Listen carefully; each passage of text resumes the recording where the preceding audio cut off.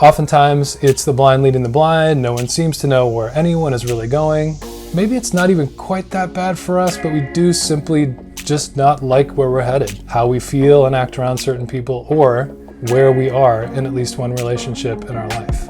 What if we feel our friends are keeping us from who we should be?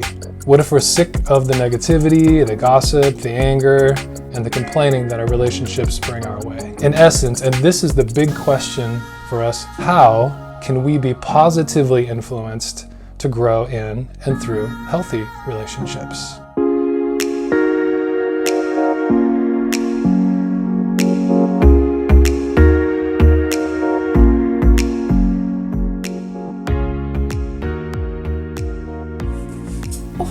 Welcome to Together for Salem. My name is Monica. I'll be hosting this week's episode number 72, and it's our last part of the Influenced series. So this is put out by Cross Creek Community Church. We're so glad you're watching or listening on the podcast. What's up, podcasters? But stay tuned. We're going to do part 3 here, and then on the other side, I'm going to come back with some announcements and giveaways. Especially important if you consider Cross Creek your home church and you want to know what's going on.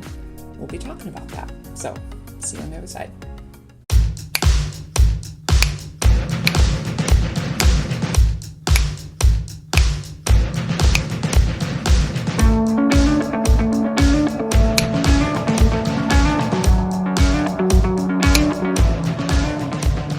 Hi, I'm Aaron, and I'm part of Cross Creek's leadership team. Normally, you'll see me helping to host these episodes, but today I get to give the message this week.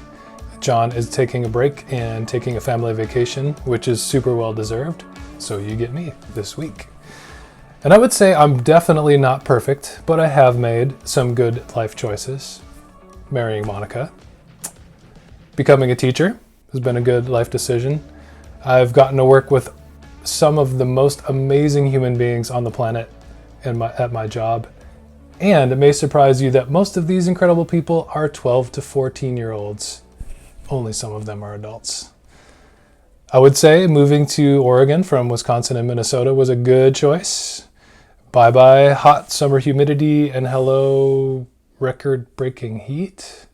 Well, maybe that's not the best example. But I've also made some not good decisions in my life.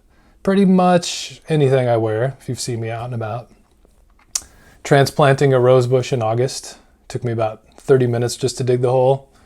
And of course, the rose died shortly thereafter.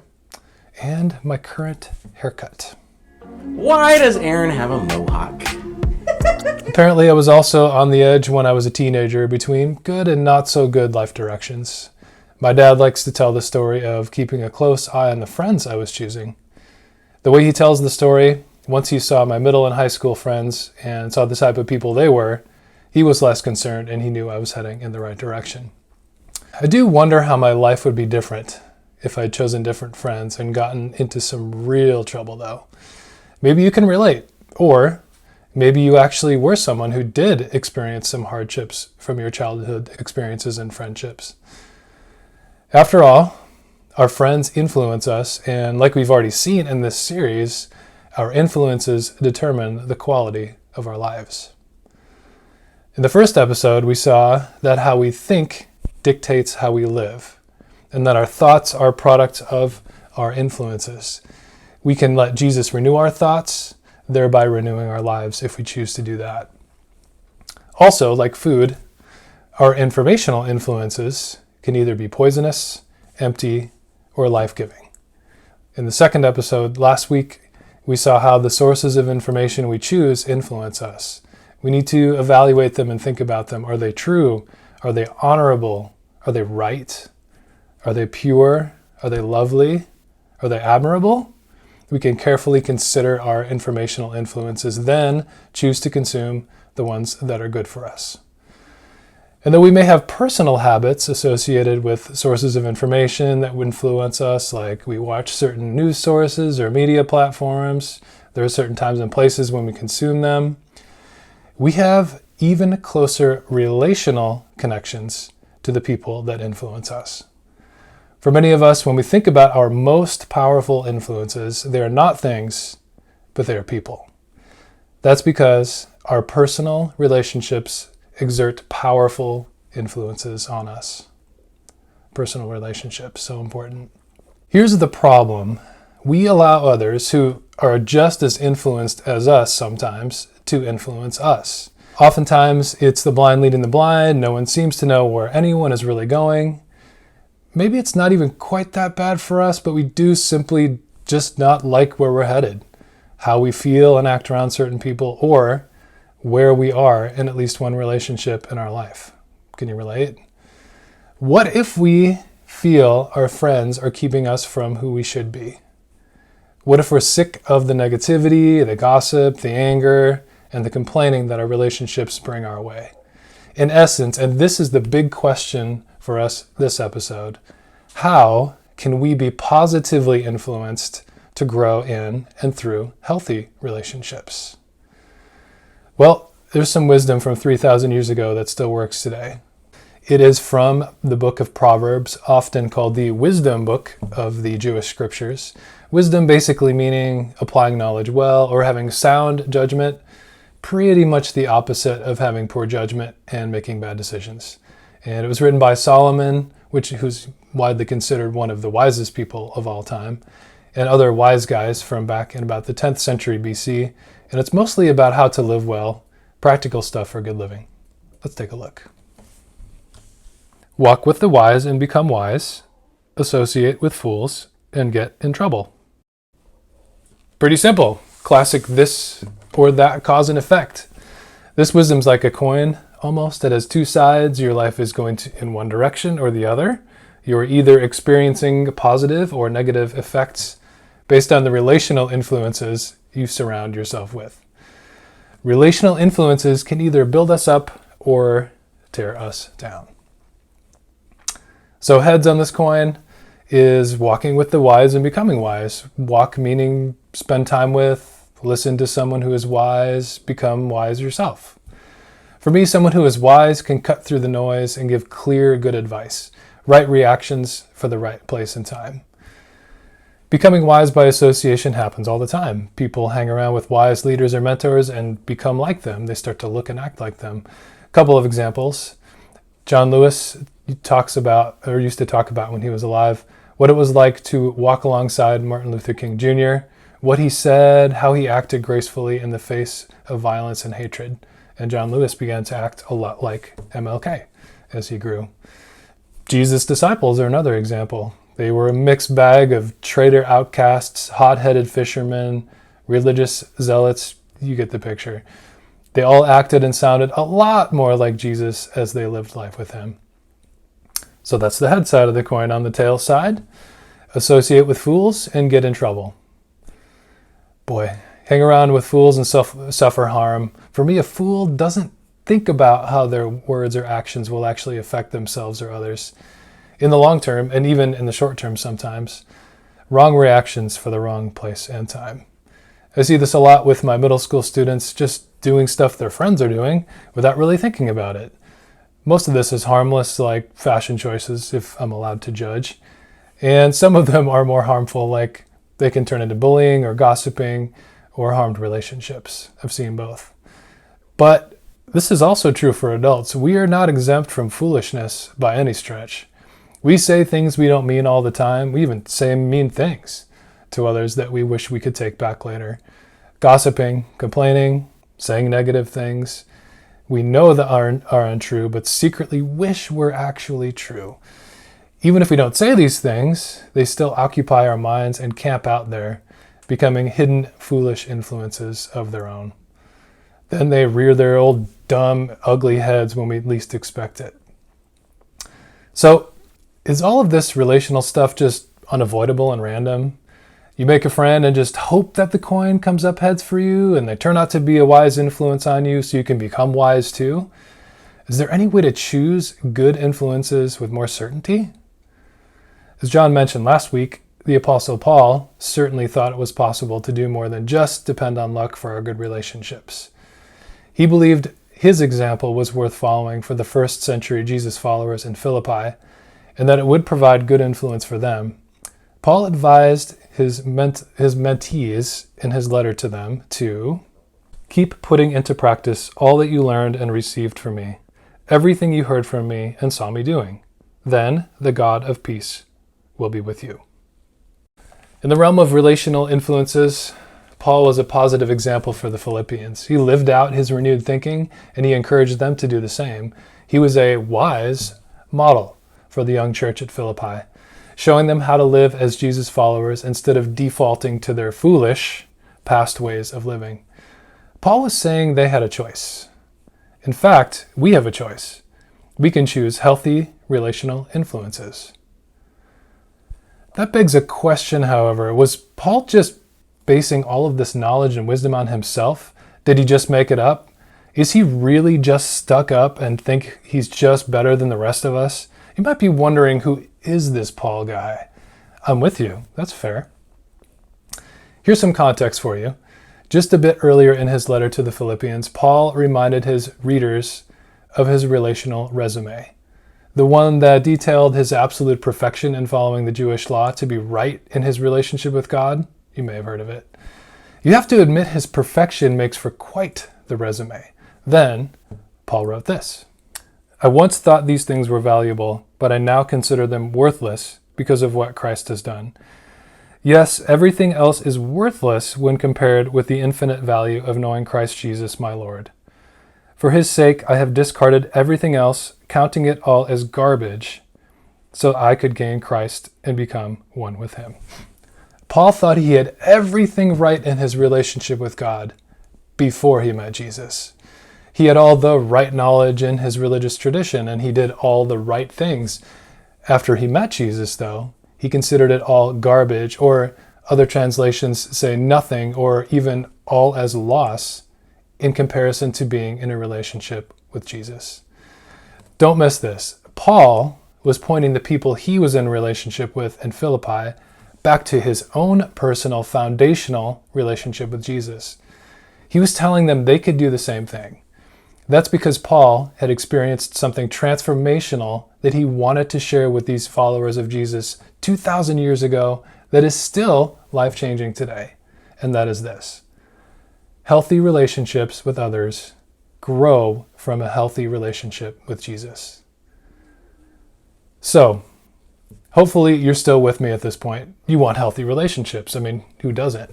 But you might be wondering how you can choose your relational influences wisely and grow in healthy relationships with others. After all, there's only so much time and energy to commit to relationships, right? It's not possible to have quality, growing, positive relationships with everyone. Is it right to just ignore and ditch some of your old friends because of their bad influence? What should you do? Try the following exercise to prioritize the positive influences of your wisest relationships this week. Remember, this is an exercise for you, so nobody else needs to see it. First, sketch a target made of 3 circles and label it. Put cultivate in the bullseye in the middle. Maintain in the circle around that, and evaluate in the outermost circle. Relationships are kind of like vegetables in a garden. I know it's not the perfect analogy, but we can grow our relationships similar to how we might grow veggies. Just like homegrown vegetables that can nourish and grow us, so can our relationships. Second, think about the most important relational influences in your life.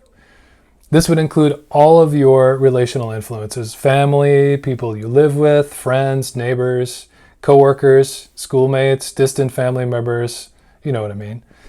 Then, write the names of those people on the target. For the cultivate bullseye, put names of people, probably kids or parents, close friends, whose relational influences are positive and with whom you most want to grow. This inner circle will also likely include people in your alliance or even your connect crew, maybe your classmates or coworkers. Garden-wise, you wouldn't just throw seeds on a weedy, overgrown lot and expect them to thrive. Cultivate relationships with these people by working on them with care, much as you would cultivate plants you care about in a garden. Prioritize these people and relationships, and be intentional about spending quality time with them and growing them.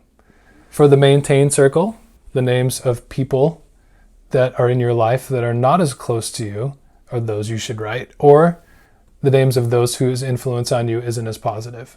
All garden plants need a little bit of care once in a while, some weeding around them, maybe they need to be pruned or watered. Spend time with and check in on these people as you can. For the evaluate outer circle, put the names of those whose relational influence is unhealthy or negative for you, or just potentially not heading in the right direction right now. Sometimes, despite our best intentions, places just get completely unruly with overgrown, untended plants, or they get infiltrated with weeds. And at this point, it's a good idea to just take a moment and step back and think about what you should do next. For now, simply start by praying for these people and your relationships with them. Ask God to show you your next steps and what healthy boundaries look like in these relationships.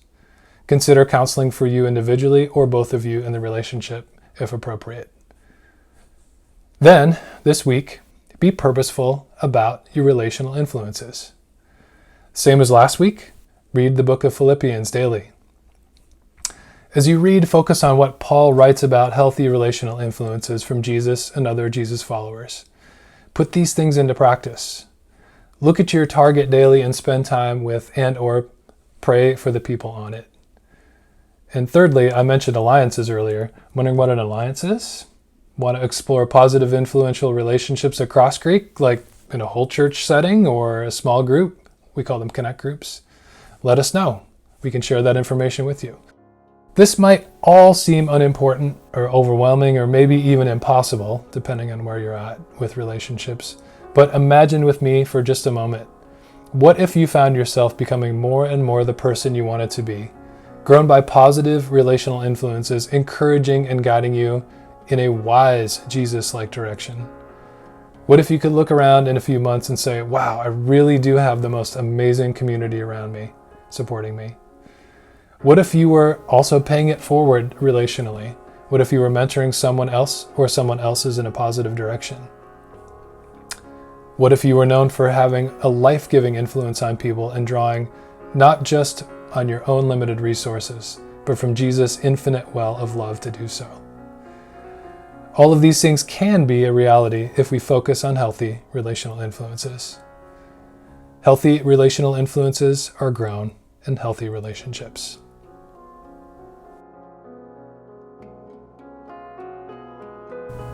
There's no time like the present. So, pause your video or your podcast, sub-podcasters, get a piece of paper out and do that target exercise before you answer your discussion questions, before you get into back into the real life. Now that this is fresh in your brain, this is a great time to pause and do the target exercise.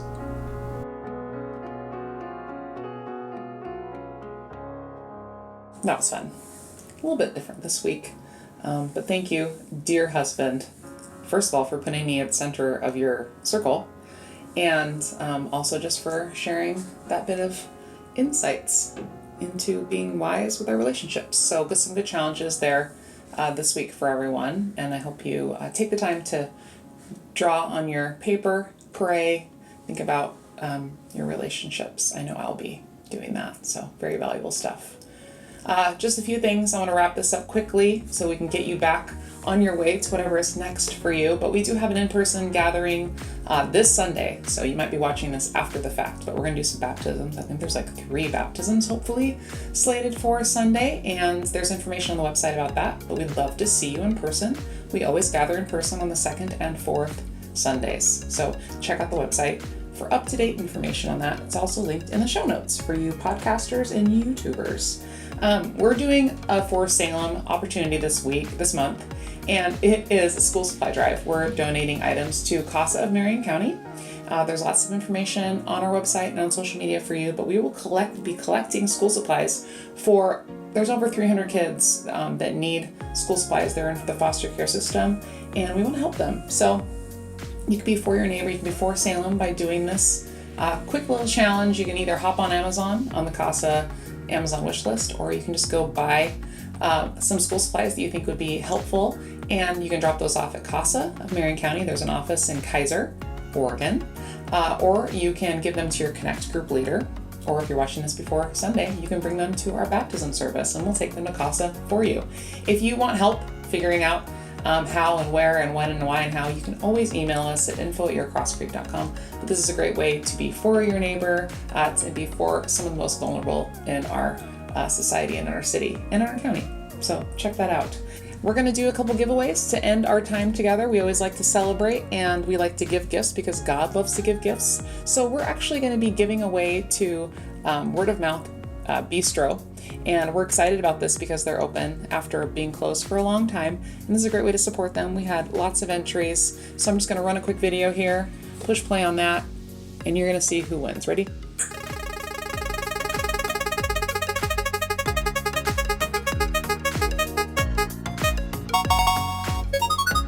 That was fun. Congratulations to our winner. Thank you to everyone who entered. You can also email us if you ever want to enter a giveaway and you're not on social media, info@yourcrosscreek.com. Great. So stay tuned this week. We're going to have another giveaway. We'll announce it on Monday on social media. Stay tuned for that. But go out there, enjoy this beautiful weather we're having. We hope to see you on Sunday in person. Connect with us if you want to join an in-person Connect group or an alliance. You can also submit prayer requests and just let us know you're watching via the welcome form. So see you soon.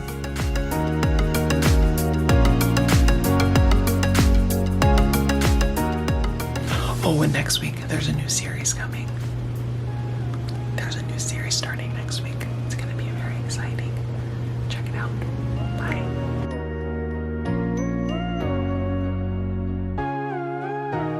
Where is Aaron?